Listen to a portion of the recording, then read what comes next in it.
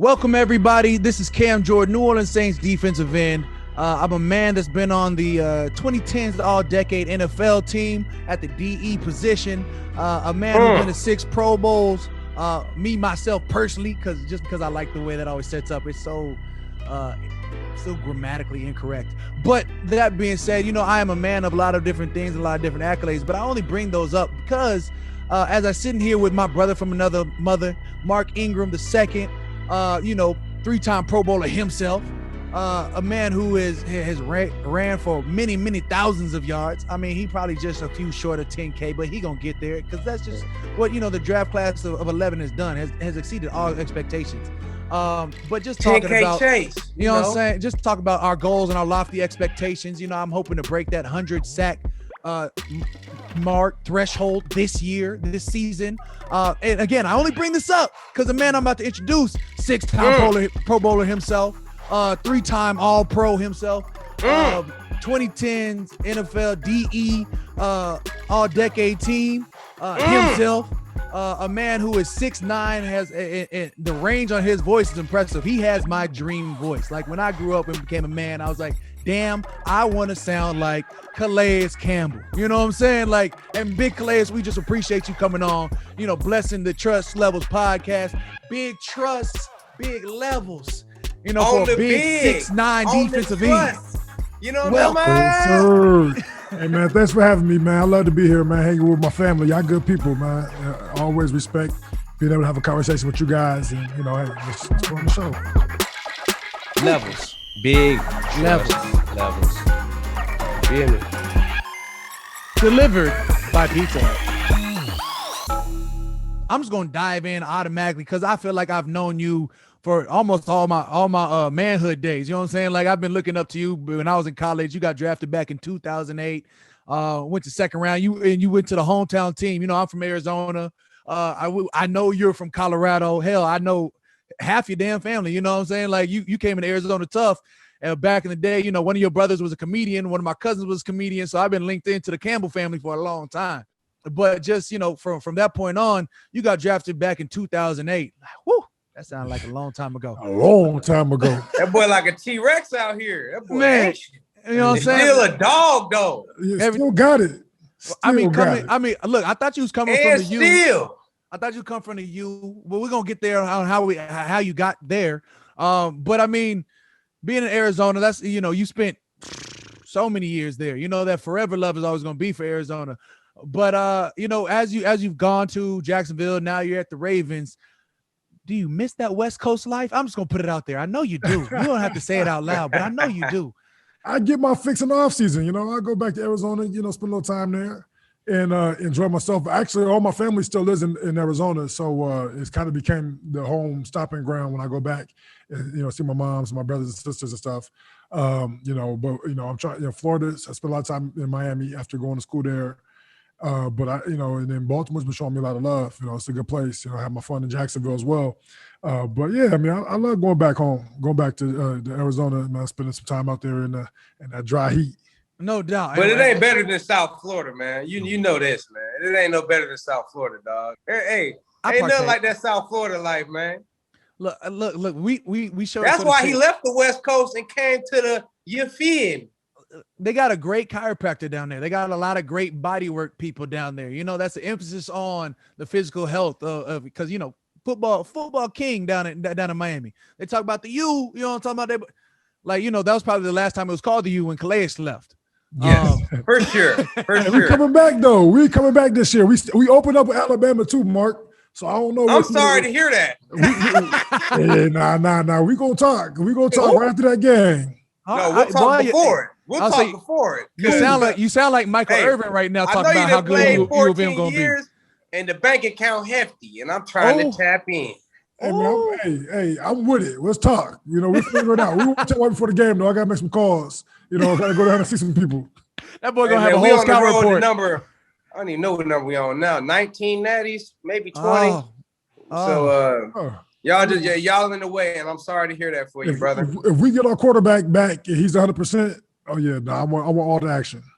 Oh, he believe in him like that. But bro, take me back to. I mean, we know you done had How many years is that? From 2008 to 2014 this seasons is now? 14. Yeah, this is 14. Woo! That boy blessed. Blessing of the Lord is here. Look, in my mind, I want 15 seasons. Good. Look, God is good because I was like, dang, all the time. 15 seasons sounds like a monstrous accomplishment to me. All now decade, man, still playing at the highest level. A decade in myself, me and Mark's way, I'm looking at year 11 like, bro, we done did something. But to sit there at 14, I know you eyeing 15 like, yeah, that part. Yeah. But what is the goal? 15 was always the goal. It was always supposed to be the goal.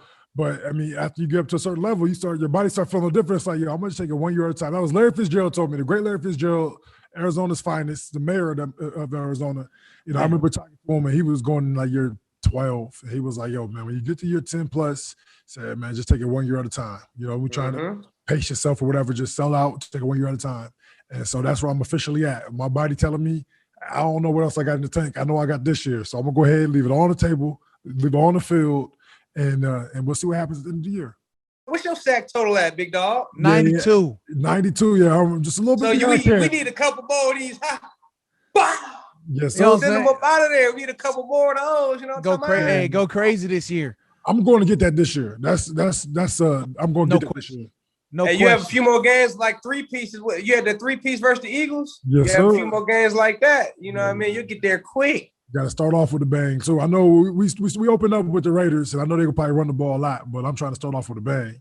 Man, I'll say, you talk about just setting it up. But all right, let's take it back all the way to the gap, because I know. Yeah, let's take it back to Colorado, man.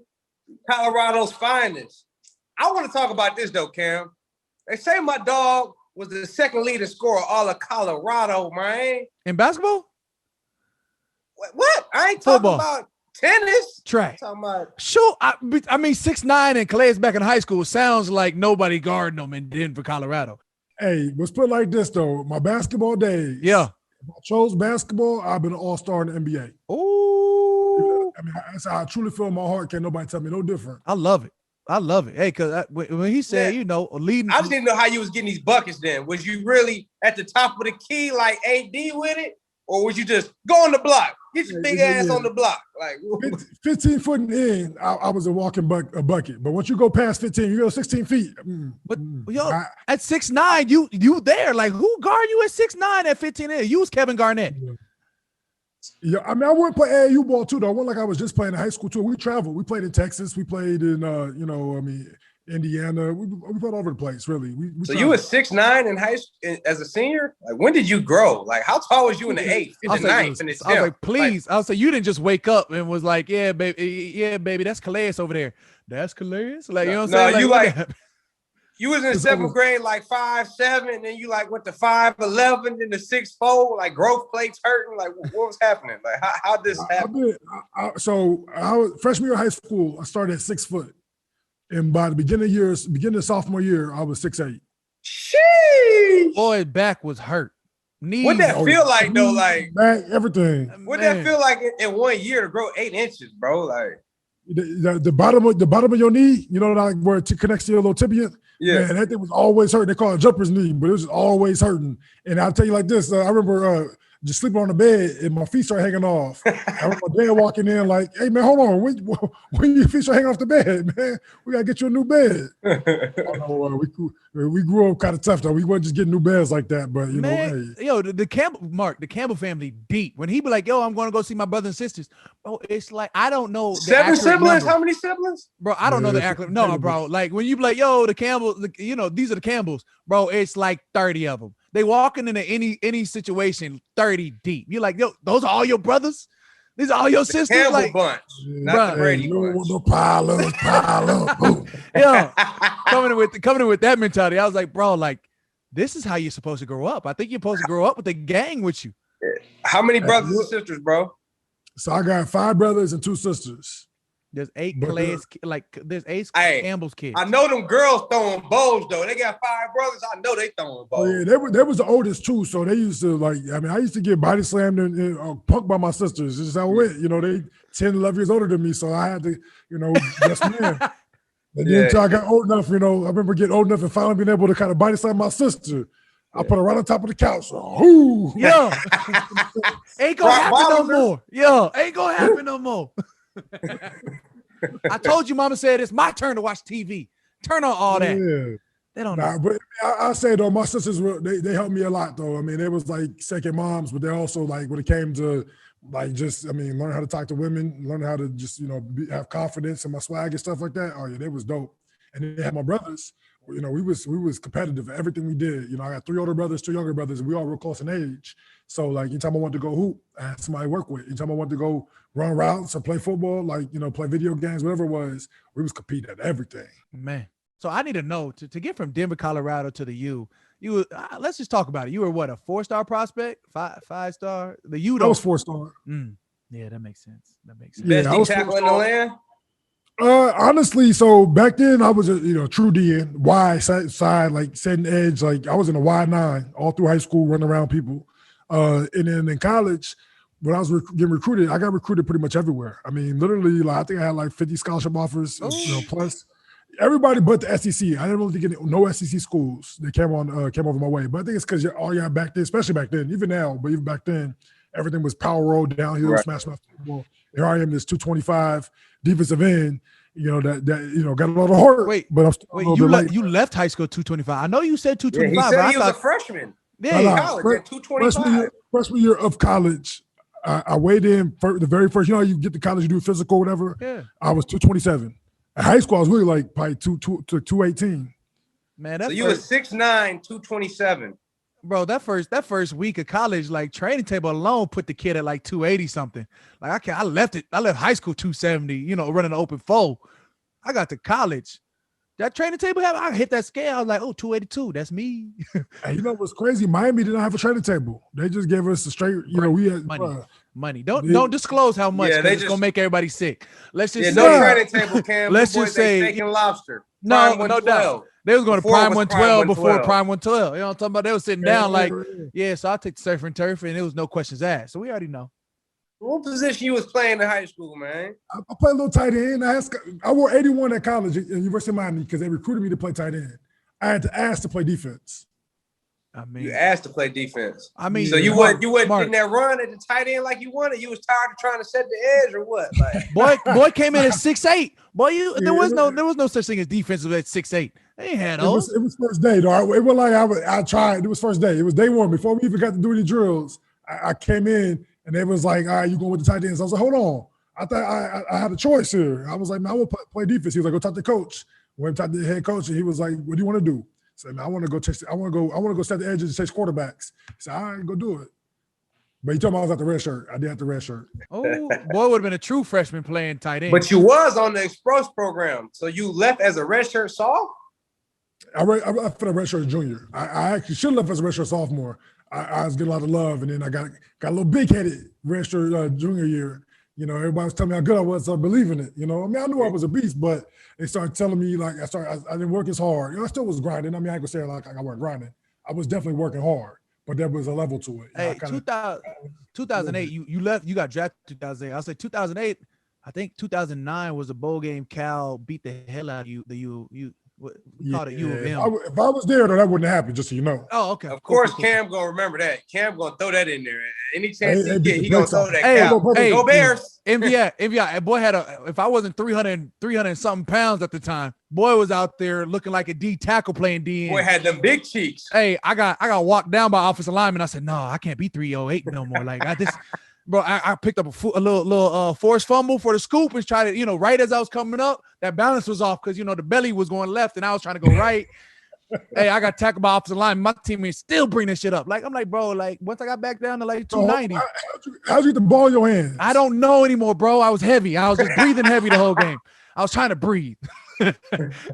When you like, yeah, it was a lot of grunts. Hey, when you 20 pounds over what you should be, you out there breathing different. Well, low back hurting. Man, I normally play 285 to 290. That game, I was like 304, 305. Boy picked up that forced fumble. All you heard was breath. out there trying to dig. Like, it's not a good look. But this ain't about me. 285 in college? Bro, I left high school 275. I put on all of 12 pounds since me being 17. That's wild. So when I got to college, I was 225. Oh. 6'8", 227 my first day in college. And you was trying to put it in? What edge was you? 6'9", what edge was you saying, 225? Calais? What edge was you saying at 225? Bro, hey, hold on, I'm strong. No, I'm skinny, but I'm strong. Hey, I had heart. That's for sure. I had heart. But real time, my very first day going into to meet up with the D-line, all the vets and stuff, they looking at me like, bro, you play D-end? They thought I was a receiver. They was laughing at me because I was so skinny, bro. No doubt. I was in the other field kind of trying to cry, man. I was in there sad as could be. Like, hold on, man. They coming out my neck, bro. What? All I know is though, I was in the weight room the whole first year in the weight room. I'm sitting there. Yeah. And I was lifting with the receivers. So I ain't gonna lie. I was lifting with the receivers. That boy was out there. You want to go up in the plate? Nah. This is me right here. One second. Yeah, so tell us about the U years, man. Like, so I know the U fell off, like, you know what I mean? But like it was on when you was there, right? Yeah. So we was ranked number 2 in the country, like most of my first year there. I was redshirted though. And we ended up losing North Carolina. We ended up dropping. I think we finished like 8th in the country. But we was definitely a real good team. We lost to North Carolina on some last second, it was just a bad game. And the crazy part about it though is I was supposed to be there. And I was doing really good on the field. I was doing really good in the classroom. But I was young and honestly, when you look back on it now, I realized like my dad had passed away, and so I was kind of like my way of coping was partying. So I was partying every single day. And so when I was supposed to travel, and they was like, yo, come on, I ended up partying that whole night when they told me I was traveling, ended up missing the morning practice. Literally didn't wake up till like 12, right before the plane was about to leave. Coach sat me down in his office and was like, yo, man, you're a good kid. He said, but if you don't get your parties in order, bro, I'm going to have to send you home. And I remember thinking to myself, like, dang, that's crazy. And then everybody come in before they get on the bus to go to the game. They're like, what's up, man? What happened? What you do? Like, what's wrong? And I feel like I was a distraction. Then we go up to North Carolina and we lose. No, I'm sick. Sick to my stomach, man. We lost. And I think we only lost one. We lost to Virginia Tech that year as well for the ACC championship. We ended up losing. But then we went and beat the brakes off of Florida in the bowl game. One question. Was it worth it? Do you still remember the party? I just need to know, what was happening? Was it one of those anything but clothes parties? What they call the ABC? Where was it? Was it one of them bubble shirt? One of them That's what I'm saying. Was it everything? Was everything? I think the U is worth. Was it one of those parties? Hey, I'm gonna tell you like this. There was a whole lot more of those parties all the time. It wasn't worth it because it was it's just another weekend. Miami, right, political answer. I love that PC answer, and that's why I be like Calais Campbell for president. You know what I'm saying? Like inspiring. Even though it wasn't. Even though I still remember the name of the club we was going to. But yeah, you're right. Good time. My dog woke up at noon. Bro, I ain't never.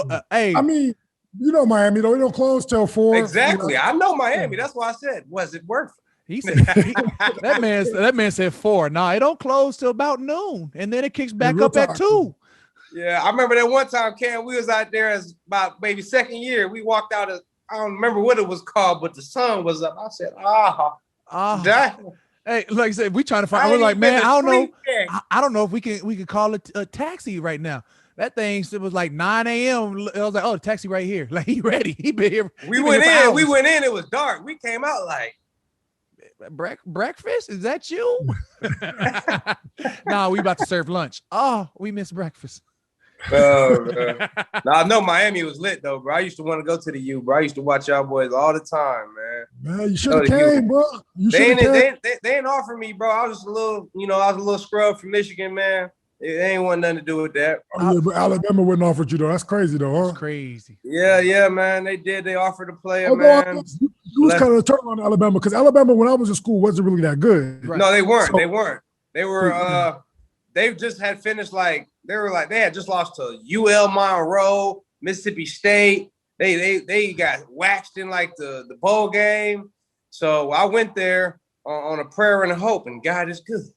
God is good all the time, man. Yes, sir. All the time, God is good. Look, we go back to it. So when did you first know in college that you were going to the league? Like, I mean, we all had those high school dreams. It was like, bro, I'm gonna make the league one day. But when did you really know? Like, you know what I'm saying? Like one of these plays, you was going crazy your sophomore year. Yeah, honestly though, so freshman year, red shirt, I don't get no burn. I was in the gym hooping every day. They was trying to get me to walk out to the basketball team because I was dominating our starters. But that's a whole nother conversation. And so then redshirt freshman year, I started getting a little burn. Was getting my little plays. I was balling. I was making plays every time I got opportunity. And then redshirt sophomore year comes, and I still wasn't even starter yet. And then I remember going through spring, and a couple of the starters was hurt during spring, so I took every rep during that spring. Literally, they had to break practice, give me a break because I was taking scout team and starting reps. I took literally every rep all spring. So then come training camp come around, and the guys who were starting, the seniors, I was out there like, every opportunity I got, I was gonna make it happen. And I ain't gonna lie, so there's I remember that year, my redshirt sophomore year. It might have been, I think it was redshirt sophomore year. It could have been redshirt freshman year, but either way it goes. I remember Randy Shannon. He was the defensive coordinator at the time. And he ended up being the head coach my last year, but he was the defensive coordinator at the time. And I remember I used to hop around the 7 block. I would put me in the 7, and I hop around the block every time. Ty didn't block me.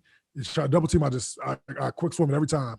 And he was like, you can't do that. You got to fight him. So he literally made me do, I think it was, I'm serious. It was about 70 reps in a row.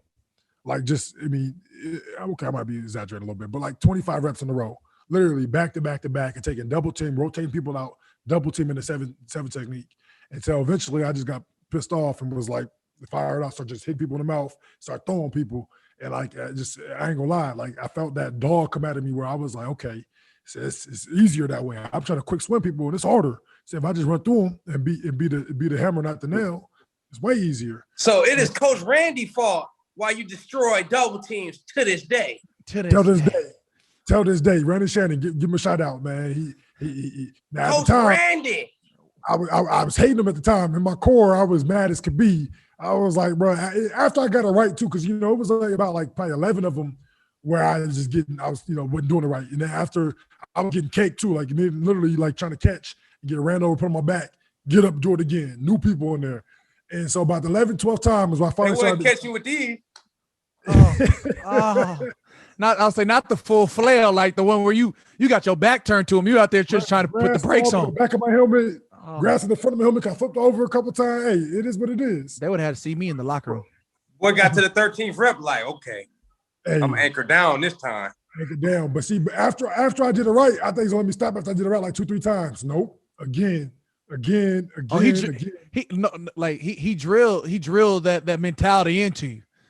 Yeah. That's why I say it's his fault why so many guards and centers and tackles have been getting obliterated going on 14 years. Man, going for a lot of years. Yes, sir. You can look Randy Shannon in his face and tell me, hey, that's your fault.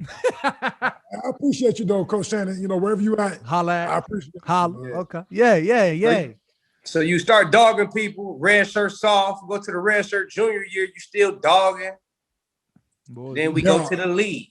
So my red shirt sophomore year, I had a monster year. Like it was one of those like best years in University of Miami history.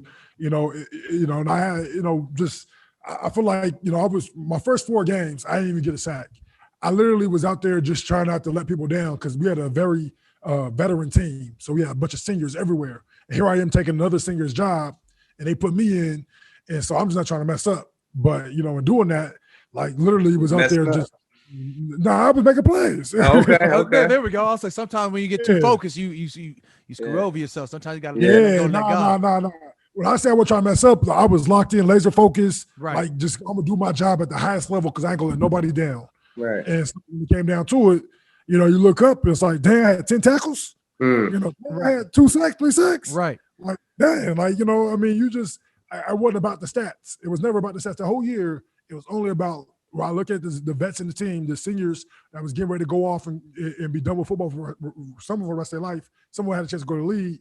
I'm looking at these dudes and I'm like, yo, they're looking at me and they want me to let them down. So I'm going to rise to the occasion and I'm going to handle my business and they're going to be able to count on me. And that's still probably my best year, Yeah.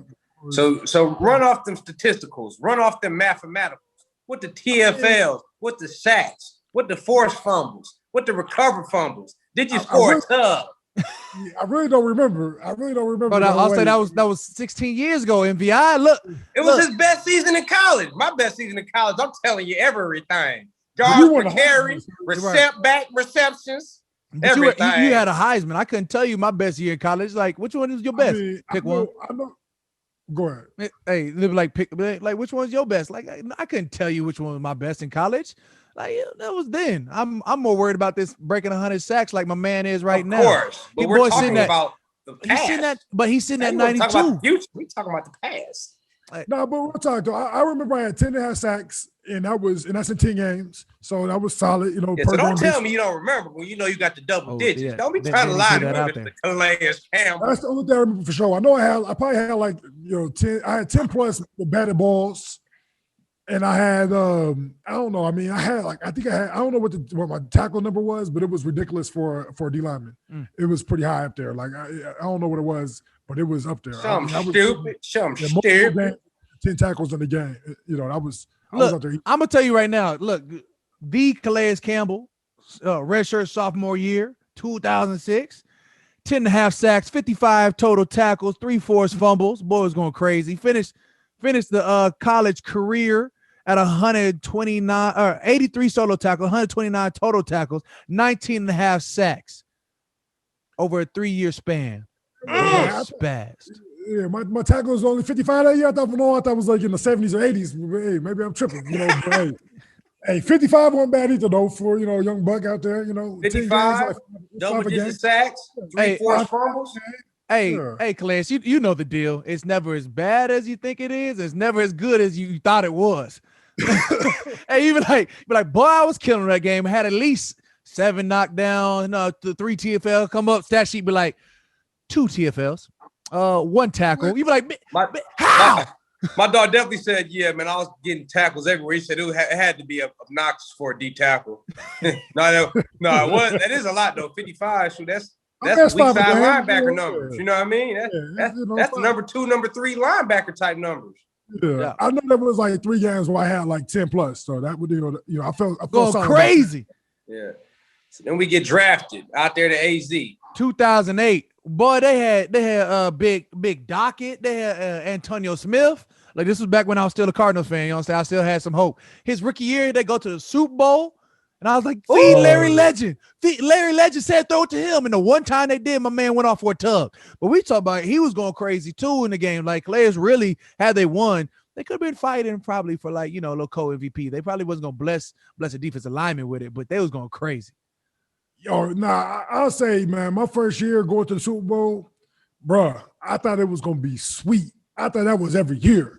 I couldn't help it. I'm young, dumb, and I just didn't know no better. Yeah. And so here I am, everybody telling me like, yo, bro, it ain't always like this, man. This is crazy. And I'm like, yeah, okay, I hear you, but I couldn't comprehend. I hear you, but we having so much success right now. What do you mean? Yeah. I hear you, but I ain't listening. Bro, hey, and then they doomed me because I was in college at the time, 2008. Yeah, I was a sophomore. And I was like, bro, Cardinals like that. I was like, as soon as we get a real quarterback, because, Kurt on his way out, because Kurt like 40, but Kurt ended up playing at the time, like big respects to Kurt for what he did. But I was like, yo, they're going to, you know what I'm saying? We're going to be back at the ship. I'll tell you right now. I was like, bro, like dogs is right there. No, because y'all, because 09, y'all had made it too, but y'all ran into the Saints, right? Yeah, we did run into the Saints. Yeah. Man, what's crazy, man? They got that video going around just went viral again of Reggie Bush shaking it. I mean, he shook me out box, bro. Oh, yeah. Hey, no, but I'm going to have to explain myself because they're going viral, so I got to explain myself. Defend yourself, Calais. You have the right to a fair trial. Yeah, so I had a cast on my left hand. I broke my thumb like week 17 against Green Bay. I broke my thumb. And so this is, for wildcard weekend, I ended up getting surgery on it so I could play in the game, put a big cast on it, play it against the Green Bay. We had them back-to-back weeks, in the wildcard round. Then we come to the Saints. And so, he breaks out to the right, and then he's reversing field. So I'm trying to cut him off. But I know that if he gets across my face, I can't grab him because my hand messed up. So I had to just shoot my J. I just dove straight ahead and said, if he cut back, worst thing I'm going to make him is cut back to where my teammates is at. He put his foot in the ground, cut back to where my teammates was at, but they weren't there. No, that's the broke thumb. My God, help us, please. I reached out with the right hand, that was good, but I couldn't touch nothing. He was too fast. Man, he was. And gone. there you have it. That's why Reggie Bush went viral. Because of the broke thumb, all because of the thumb. Take my strong hand. Hey, man, I ain't gonna lie though. Reggie Bush is a bad man. You gotta give him his props for props. That run was ridiculous though. I will tell you this though, I've learned to break down. I ain't trying to take nobody's head off. If I ain't got the advantage, I know I can get you. I'm gonna break down and I'm gonna make you slow down. Hey, big dog, we don't take losses, we learn lessons. You feel me? Exactly. There we go. I'm not with you. I'm shooting all that I got. If I'm an open field tackle, I gotta shoot it. And I'm just gonna hope that my teammates is there. I can't be no breakdown. If you stutter step, it's gonna look way worse. So you just gotta shoot that thing. And when they're not there, hey, you do Crib City, and I love it. But you do one of these. Hey.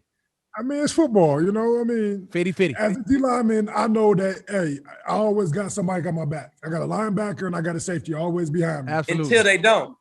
And if I miss a tackle or I get out my gap and he hit his head on the goalpost, I'm like, dang, that's tough. It's gonna look bad on that safety. It was my fault. Ain't nobody gonna know. No, hey, that's what must be like. I had my gap. Oh, that's hilarious.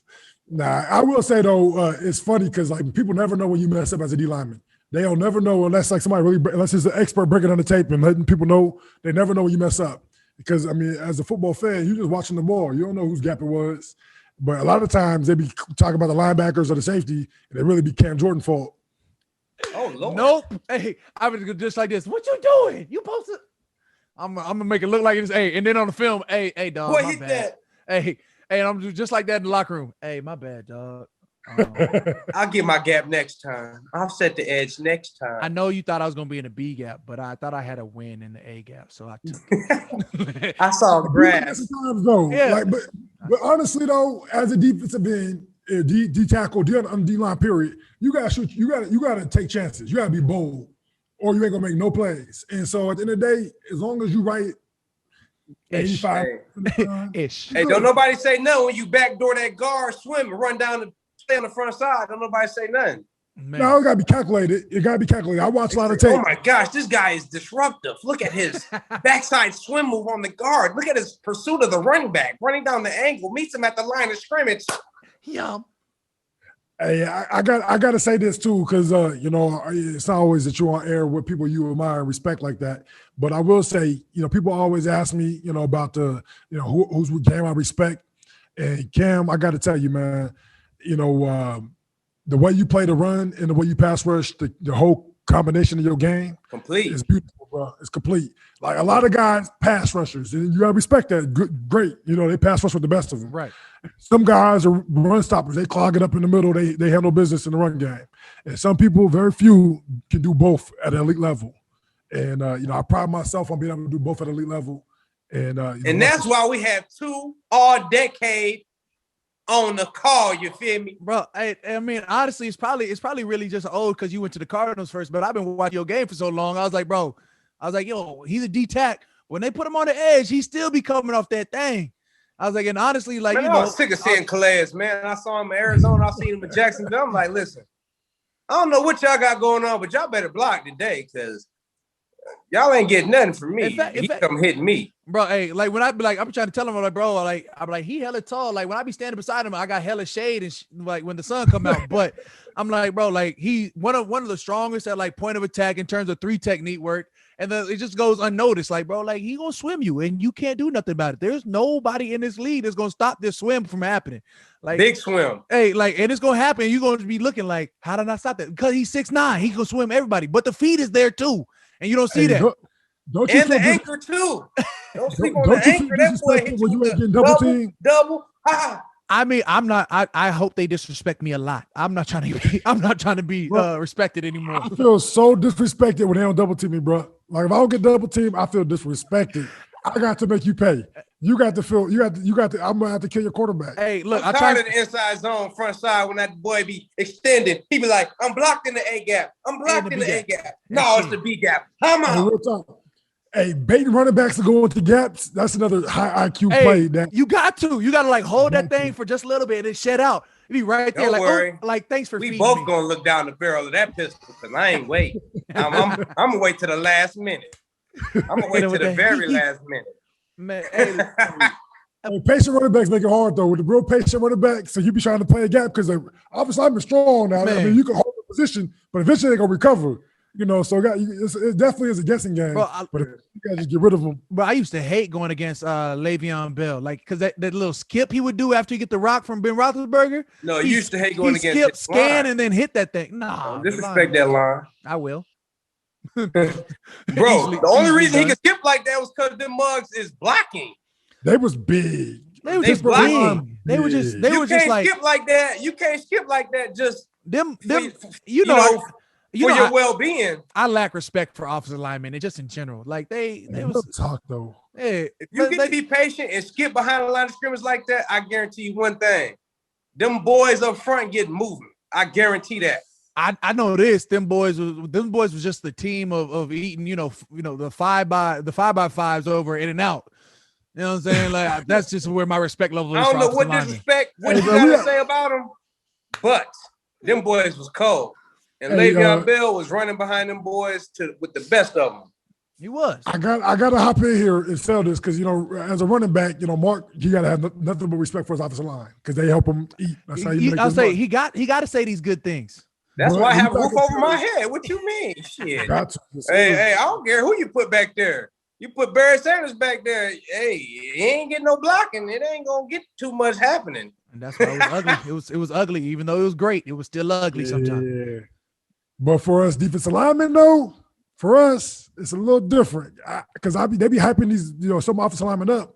They be the quarterback. One-on-one, I'd be like, yo, this dude ain't really that cold to me. There's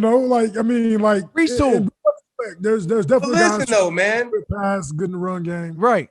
Listen though, you guys are way more athletic than a lineman though. Yeah, unless it's a supreme left tackle per se, you guys are beating a lineman in every single agility, sport, athleticism drill. Right. So you should abuse them, technically. But bro, I put it like this: a lot of those quote unquote sometimes elite tackles are normally followed up by either a mobile quarterback or a legend of the game. Like when it's a check down king or it's a guy who gets the ball out in less than 2.3 seconds. That boy Tom Brady be killing me with that stuff. Tom Brady makes his offensive lineman so much better. Bro, hey, he just the way he step up. Like his pocket presence is ridiculous. And so you about to take the edge and burn and he step up so much where you got to come back and counter and he'll step back and just be like, bruh, like, or he's if you beat legend of the game, he throwing a quick check down or he throwing to the dirt. Hey, I'll say Tom don't care. Presence, Tom check down game is so elite. Like I try and tell people, like quarterbacks be looking downhill. Tom be check. You know what? Quick dump. And if you hit Tom, boy, Tom gonna get that ball out so fast in the next 7 plays. It's gonna be run, play action, check down, play action, deep ball. Like in that order. Check me down. That boy sequence so heavy. I'm getting big recept back. Guess what? I tell all my quarterbacks, check it down, dog. Low risk, high reward. High percentage throw for you, dog. Go ahead and check that ball down. I ain't gonna let you down, so check it down. You know what I'm talking about?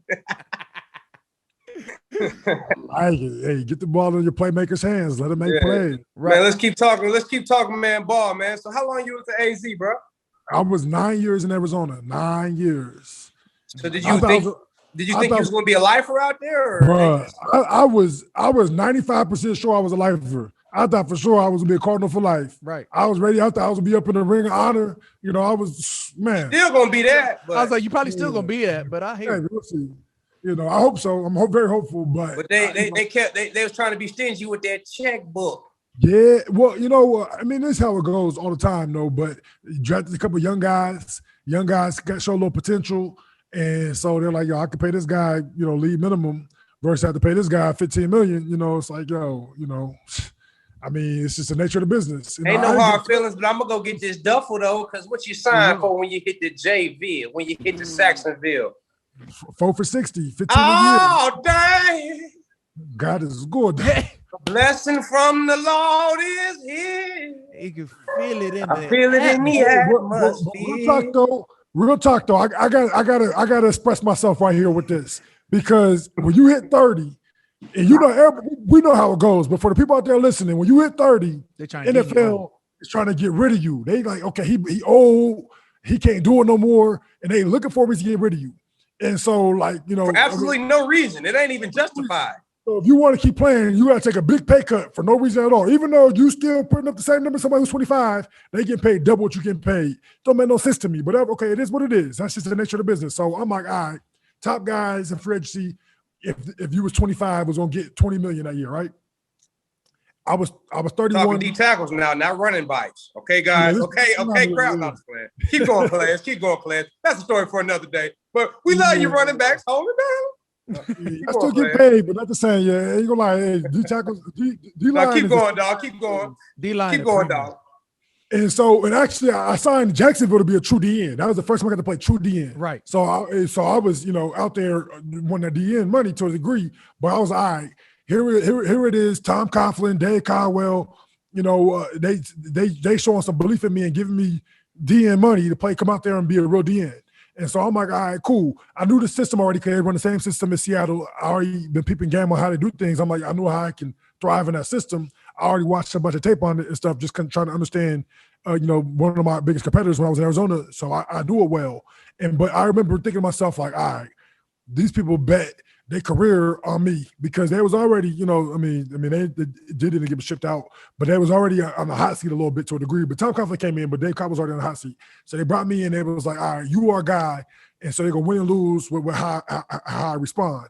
And like in my mind, I'm thinking, all right, they think that people switch at 31, you can't do it no more. You ain't got it no more. So I'm talking about first game we playing against Houston. We in Houston. And I'm like, I got something to prove. I got to show people I'm worth this bread they just gave me because everybody like, why did they sign this dude for this much money? My feelings hurt. I'm reading all stuff. I'm online reading everything. Never read. You know better. Hey. They won't, but I knew what it was. Nah, bro. He had been in Arizona for 9 years, so all he felt was love and affection. You know what I'm saying? So Arizona just like, man, we got a quarterback, all these other excuses. So he was always loved. Listen, they gonna hate. They gonna hate regardless. But I played against the man. I know what he is. Man, bro. What crazy? So the first game. So Houston, you went out there and went dummy, huh? Bro, 3.5 sacks in the first half. Yeah, we're going crazy. Is this when you came up with the? Yeah, I've been doing that for a while. When did that start? I need to know that. When did that start? And how? So I got 5 brothers, right? And they on my neck about having some kind of, I got to celebrate. You get a sack, you got to celebrate. So my first 10 sacks, I don't think I celebrated. I was trying to figure out something. I'm like, dang, I don't even know. And so then eventually I was like, all right, if I can't think of nothing good, I'm going to just pay homage.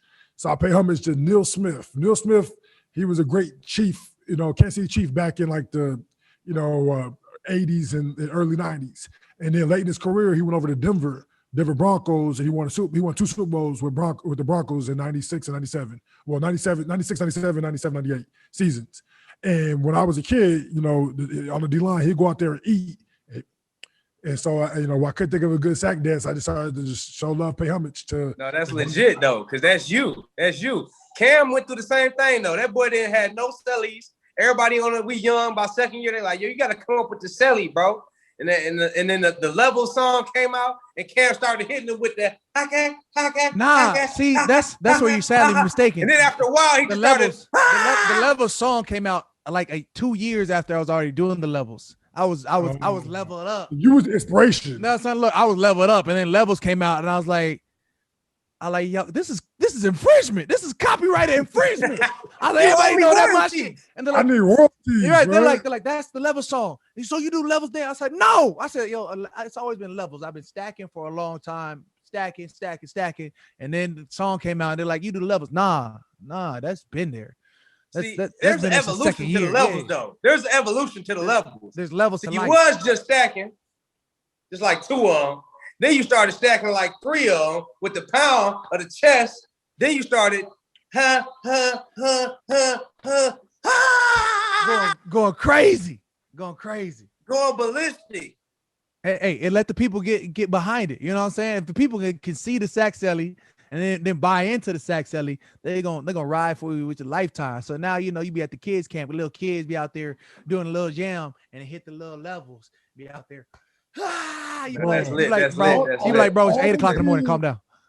All them kids that dreaming of being in the NFL and want to be like Cam, they doing this right now. Yo.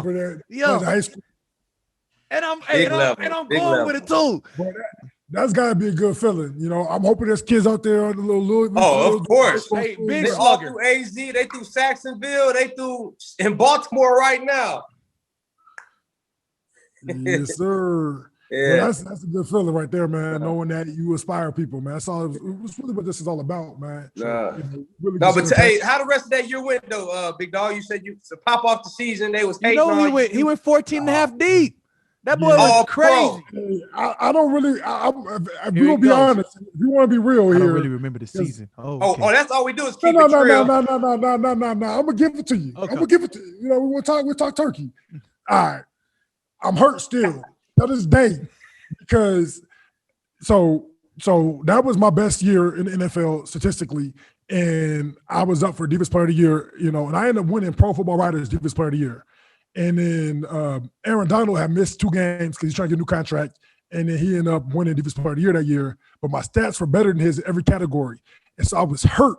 Because I was like, that's my 1 year. Now, Aaron Donald has won 3 in a row and was very worthy of it in a sense. You know, I mean, he was really a runner-up when Khalil Mack won 2 years before. So he was, I mean, I see why he was there. And I'm sitting here thinking to myself, like, you know, when I won a Pro Football Writers, when you win that one, then generally every year but 2, and now it's 3 with me, but every year but 2, whoever wins the Pro Football Writers also wins AP. They kind of just go hand in hand. And then, you know, when I heard I didn't win, bro, I was sick to myself. We just lost the AFC Championship to the Patriots. And then like a day, I think it was the next day, I heard that I wasn't going to win. Double whammy. Bro, hurt. And I mean, much respect. Everybody knows Aaron Donald. Right Well, now. I mean, yeah, utmost respect to him. But I mean, when you go ahead and have the year that you had in every category, you lead in the league, man, that is gonna hurt, man, because you earned that. You earned that. You know what I mean? Now, he missed 2 games, so I think that was part of it where they were saying if he didn't miss those 2 games, his stats might be better than mine. But I just, you know, I gave it to you. I never said that publicly before in my life. Never planned to. Right. For some reason, we in the same space. Hey, look, I think that was it's the biggest of the trust of the levels over here, fam. Ain't no judgment taken. It's all love. Look, that was the same year I think I was up for DPOY too, and I think I finished like 4th or 5th in things. I was like, bro, but I was like, statistically, they said everybody who had 10, like plus 10 sacks, plus 10 TFLs, plus 10 batted balls, pass deflections has won it. It was like Jason Taylor, JJ Watt, Cam Jordan. And I was like, yo, so the finalists is, I was like, finalists? Business. Oh, I said, this hurts. I said, the pain. Now we know you legendary, bro. You've always been a dog on the field, but you know one of the reasons I admire you is your off the field humanitarian efforts. Walter Payton Man of the Year in the flesh. Yes, sir. Yes, sir. Big cape on the helmet. That boy got the whole cape on the helmet in the back. Yeah. Like da-da-da. Bro, you got the full on the jersey, on the decal, not the mezcal, on the decal. Yeah. You know what I mean? Tell us when that started, bro. Your love for giving back and building the communities, and you know, tell us when that started, bro, and how that just progressed over time to be in the Walter Payton, the most prestigious award in the NFL. So I remember, you know, it starts with my pops, my mom and pops, really, my family, just our whole dynamic growing up, man. We used to help people. Like, yeah, and we needed help, you know, so kind of went both, you know, it's community based. And so, you know, I mean, you depend on people in your neighborhood and then you return favors. That's just kind of how it's always been. You know, when my dad kind of established us at a young age, like if somebody was stuck, ran out of gas, we had to go push cars, you know, it was like, it was God help these people because he'd been there before, you know? And then on top of that, you know, I knew how important it was, you know, when you meet somebody who you look up to. So I met Terrell Davis, a whole bunch of Broncos when I was like 8 years old. And like still to this day, I remember like it was yesterday. Mm-hmm. Then when I was like 13, I met Peyton Manning and Marshall Faulk. Mm-hmm. And like, literally that whole interaction I can recall. And I don't have my memory's terrible, but I can recall that moment because I felt so like the impact they made on me was a lifetime impact. Right. And so like when I finally got to the NFL, I started realizing like just the history and my experiences with athletes. I was like, man, you got the ability to really impact, you know, kids and impact people who need to be, you know, who need some support, need some help. Right. And so I've always took it, you know, very serious. You know, I've always had, I felt the intense responsibility to give back and to kind of create a better world for people who grew up like I grew up, you know? And so, you know, I mean, the Walter Payton Man of the Year is a great award, and Right. and I'm very proud of it. It's probably my most my most proud award I've ever received. It's a big But at the same time, though, like, that award is just, it really, it means nothing compared to actually just doing the work. I mean, I've been doing work since day one. Yeah, you don't do the work to get noticed, but it is good to be noticed. Exactly. That's exactly what I'm trying to say right there. Like, I appreciate it, and it opens up more doors to be able to partner with better people, to be able to do more stuff, which is dope. But to me, I never did it to get any award. I did it because I see people who need help. People who grew up tough and they just need a little bit of help to be able to get to reach their full potential, get to where they could be. And so, like, man, we started in Arizona, had a family foundation named after my father to carry on his legacy, and just went to work with my brothers and sisters, and we started trying to get the community get involved. And literally any and everything, we did it all, from after school programs, reading programs, camps, STEM. Teaching all the different things, giving out scholarships, giving out grants, giving out food. I mean, pretty much, helping the homeless. I mean, we did literally as many things we can do to help people. And, I'll tell you, all of it I'm very proud of. But when I look back at my life and the things I experienced, man, like, and I'm sure if you read my story and stuff, you probably heard that, like, we had a time in my life where we was homeless.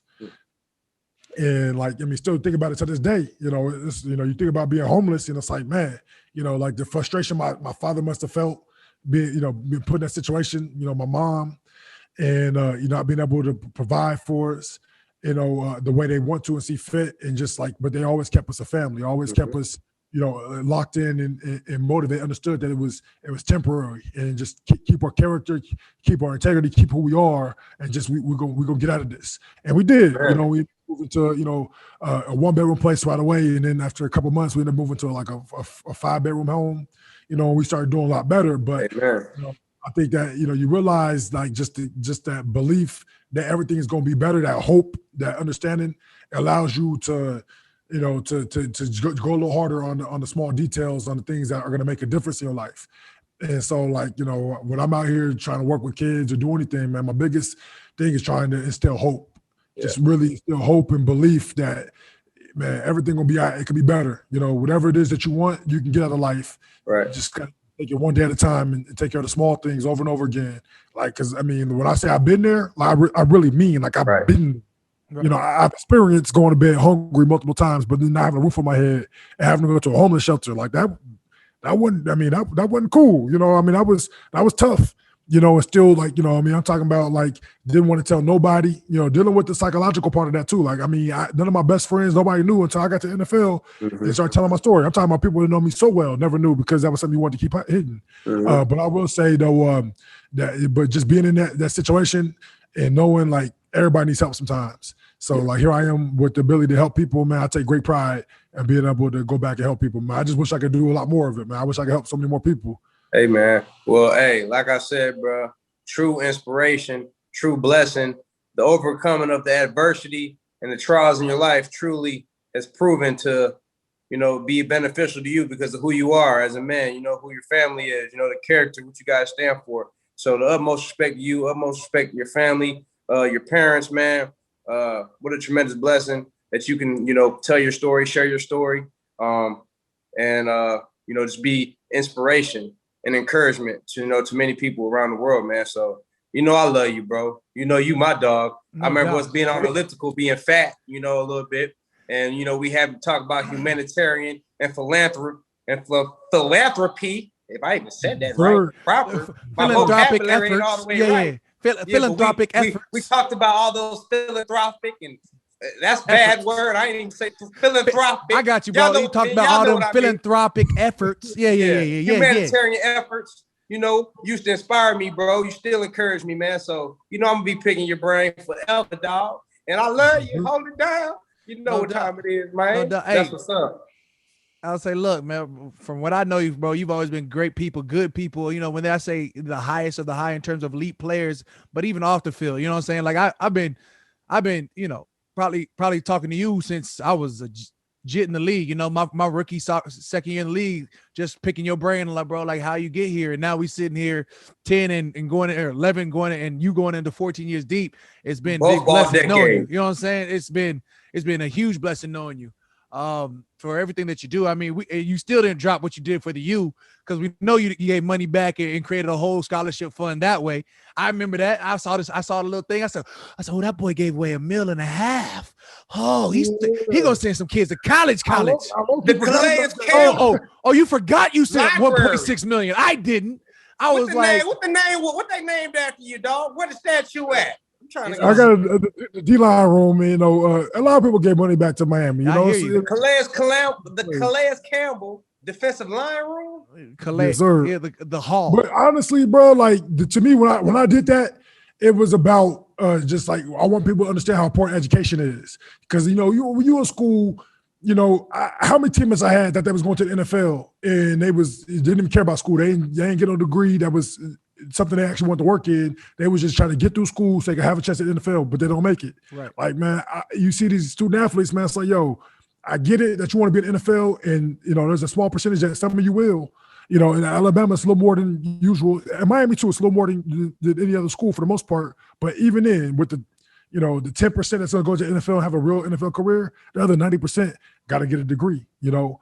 And so, you know, just don't waste your time, you know. So when I get that money, I was thinking about, you know, just kind of send a message like, yo, school, don't waste your time. If you're going to do it right, you know, and go above and beyond. Like if football didn't work out for me, I had a great backup plan. I was going to go to Madison Avenue up in New York and become, I was going to do advertising. Oh, yeah. You know, yeah, I had my plan set up, and I think I would have called that. I probably would have been real good at that too. Who knows? I mean, we never know because football worked out so well. Football worked out so well. Yeah, but at the end of the day, though, man, that degree is powerful. Education is powerful, you know, and so just, man, you know, I get back though a lot of times, man. Like I don't try to keep score. You know, nowadays everything's tracked, everything's keeping score. You do it out the kindness of your heart, bro. You don't do it to get recognized. You know what I mean? But it is good to be be know what I mean? I look, I'm 8 times out of 10. I look at the media like, why are you here? But inspiring. Hey, you know what it is? But hey, Mark, you know you got to ask the one last question before you get my man out of here. I'm supposed to be on this phone call at 8:30. That's not gonna happen. But go ahead. Phone call away. I need to. You know, we usually don't be talking. People don't be traveling like us, but I know Big Dog be traveling. So I'm trying to talk a little travelers, and then we can get them up off the phone. You know, because I need some locations, man. You know, I'm all about your top 3. Throwing a dart at the map and just go with the fam, go with my friends. So what's your best place you to travel, bro? Top 3 off the top of my head.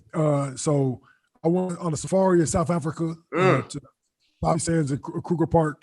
Man, you shot you one of them lions? Are you one of them? Nah, man. Man. Don't get Peter over here on the Truss Levelz. Don't get Peter over here on the Truss Levelz, man. But you appreciate nature for what it's supposed to be. Like it's beautiful, God's creation. You know, just going to witness it and seeing these powerful animals just living in the environment and just kind of going through life, man. It's dope. I really hope y'all all get to experience that, man. It's incredible. We will. I was supposed to until COVID hit, but now we hitting a reschedule.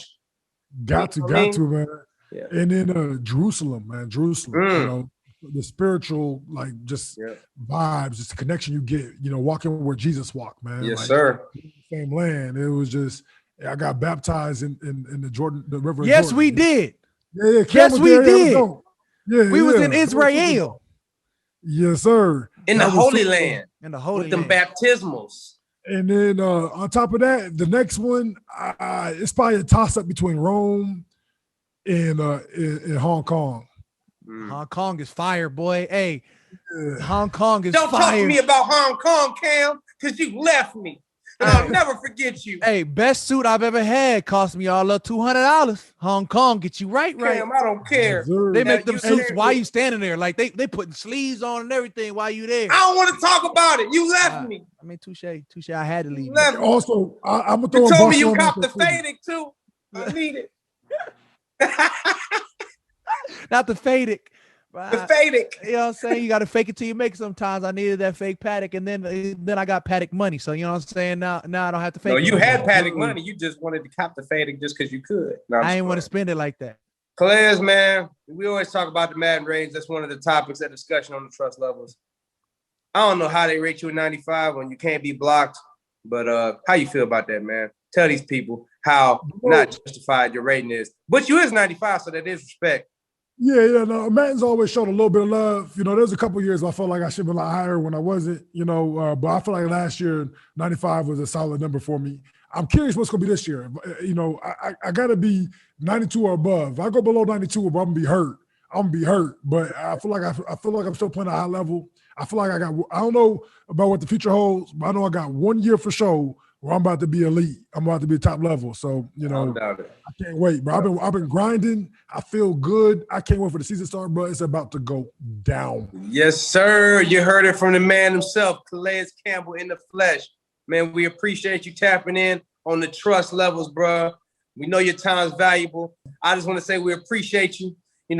Pro bowler, all pro, all decade, Walter Payton Man of the Year, future Hall of Fame. Much love to you. Best homie, big brother from another. I appreciate you. I love you. And we appreciate you tapping in on the Truss Levelz, bro. God bless you, family. Thank you. I appreciate you having me, man. Much love, man. As always. My dog. Bro, I had my whole setup so rigged over here. I'm on the phone with the laptop, with the camera, with the audio muted, but still unmuted. You know what I mean?